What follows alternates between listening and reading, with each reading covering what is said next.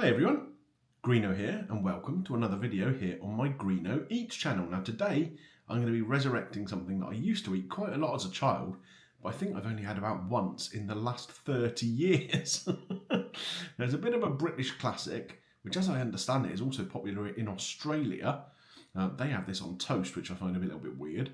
It's savoury mince. Now this is basically kind of a bit like the inside of a cottage pie filling. The beef mince with veg and gravy and that sort of thing, and then you'd have it maybe with some mash on the side, maybe with some veg as well, some cabbage or some peas, that kind of thing. Yeah, it's a bit of a winter warmer, a bit of a British classic. Let's go and take a look at the ingredients.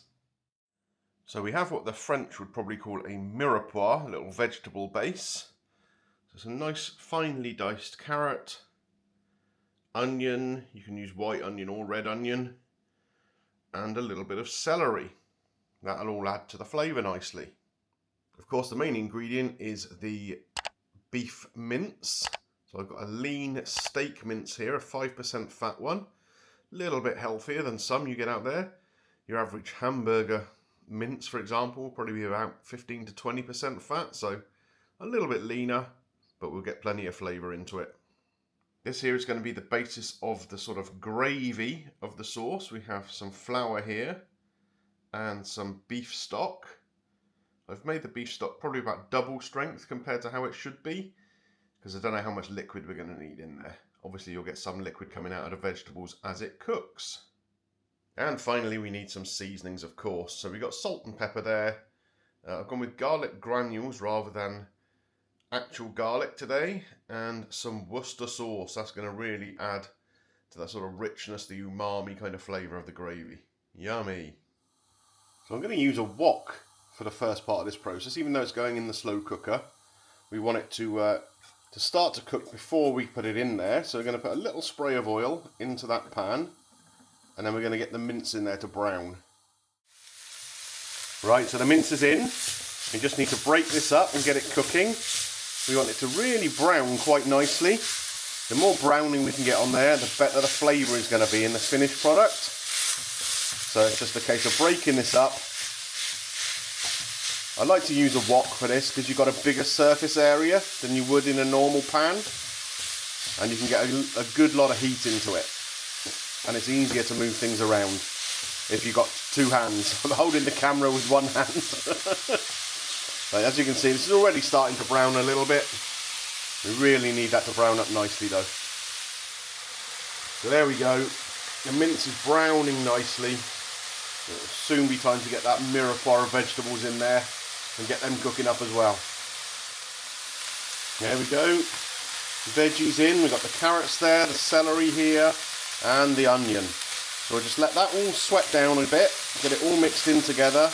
So the veggies start to cook down a touch, and then we'll be in with the seasonings,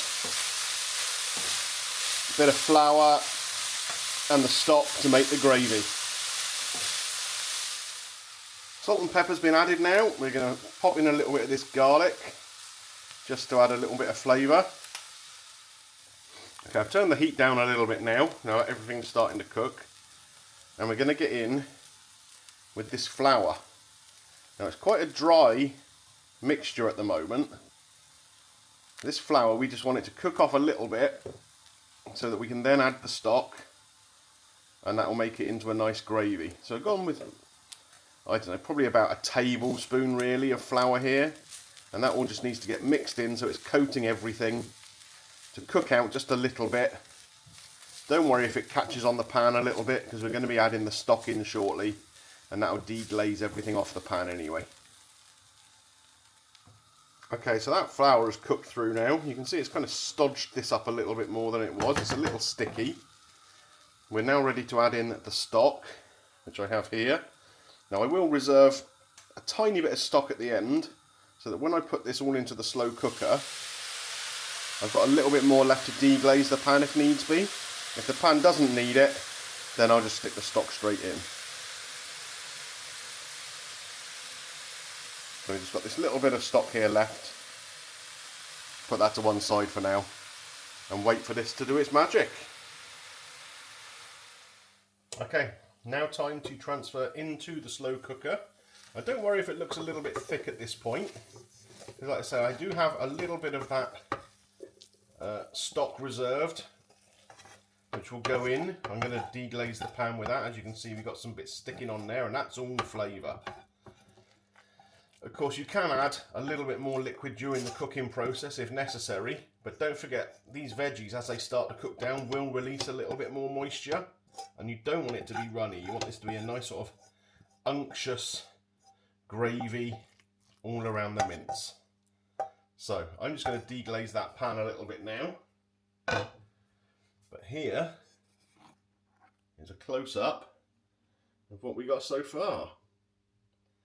I think once that cooks up, that's going to be delicious.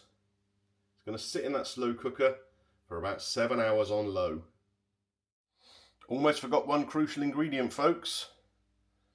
Worcester sauce, or Worcestershire sauce, or however you want to pronounce it. You want a really good glug of that. That's going to add that lovely savoury flavour. Alright, so as I said, we are going to leave this on low for about 7 hours. Just check on it every couple of hours, give it a little stir around, check the moisture levels, etc. Yeah, that's going to be nice and unctuous. Now, of course, with this, you could use this just on its own, like I'm going to, with maybe some mash or something along those lines. Or you could make it into a cottage pie or use it as a normal pie filling. Possibilities are endless. While that's cooking away, let me know in the comment section down below what your favourite winter warmer kind of meals are. Is there a particular stew or soup or something like that that you really like? For me, any of those kind of things are good.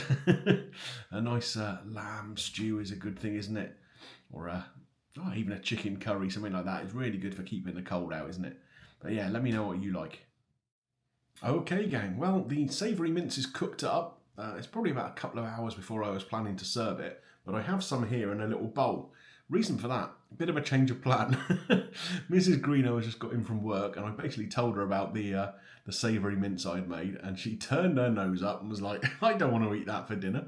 So somehow or other, I've got to rescue this, maybe with some tomatoes and herbs, and make a lasagna or something. The base of the sauce is basically similar, isn't it? So it'll just be a nice kind of beefy kind of flavoured lasagna sauce, I guess.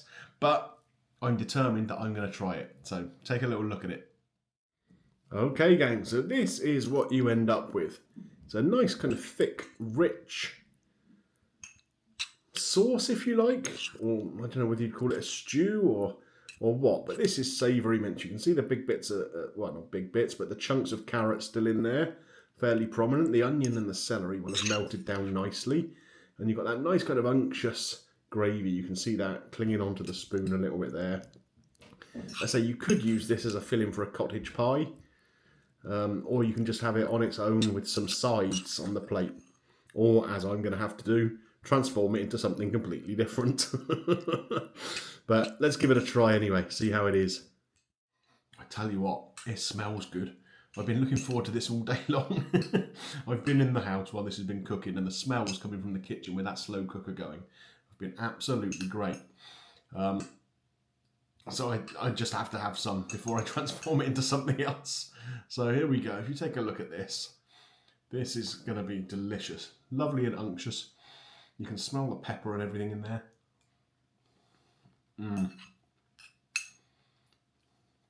Oh, that's good. You get tiny little bursts of sweetness from that carrot. Because this has been slow cooked now, it's been in there for almost 6 hours. So that beef is lovely and soft and tender. Really kind of broken down. What I quite like doing with this is adding in some peas. But obviously I can't do that if I'm going to transform it into something else. Those peas, again, add a nice little burst of sweetness when you chew on them. You wouldn't put them in at the beginning. Maybe just in the last hour in the slow cooker, just to sort of slightly cook through. You don't need it to cook as much as the other veggies. But yeah, that kind of gravy that comes through there is really tasty. Obviously you've got all the flavours melding together a little bit because they've been slow cooked. Oh, I'm so disappointed Mrs. Greeno doesn't want this for dinner, but at least I got to have a little bit first. Okay then folks, well, best laid plans and all that. At least I got to try some of the savoury mince before I transform it. But if you've enjoyed today's video, don't forget you can leave a thumbs up on there for me. It does help with the channel. And if you're new around here and you like what you've seen, why not consider clicking the subscribe button, ding your little bell for notifications, and that way you won't miss anything that comes up on the channel. Okay, I'm heading back into the kitchen, find a tin of tomatoes and some Italian herbs. Knocking up a bechamel sauce and making something completely different for dinner. There we go. I'll catch you on the next one. Bye for now.